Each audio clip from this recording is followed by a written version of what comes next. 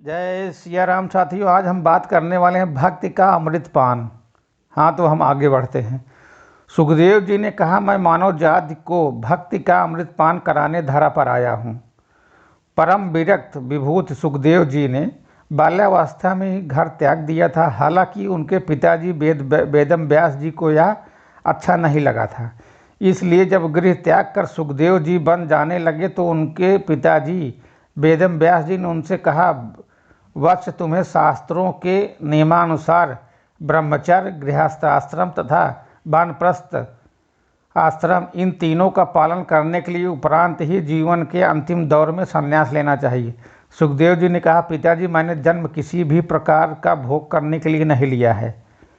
मैं तो मानव जात को भक्ति रूपी अमृत पान कराने के उद्देश्य से ही इस धरा पर आया हूँ। आप मेरे संकल्प की पूर्ति में बाधा बनकर मुझे यह आशीर्वाद दे कि मैं मानव को उसके जीवन को सार्थक बनाने का रास्ता दिखा सकूं। महर्षि वेदम व्यास जी के पुत्र उत्तर से संतुष्ट हुए और उनका आशीर्वाद पाकर सुखदेव जी ने अपना जीवन भक्ति की भागीरथी प्रवाहित करने में व्यतीत किया। उन्होंने एक ऋषि के श्राप से ग्रस्त महाराजा परीक्षित को श्रीमद् भागवत की कथा सुनाकर जीवन मुक्त किया। वह आजीवन मानव को सांसारिक बंधनों से मुक्त होने की प्रेरणा देते रहे। जय सिया राम सीताराम। वीडियो अच्छी लगी हो तो चैनल को सब्सक्राइब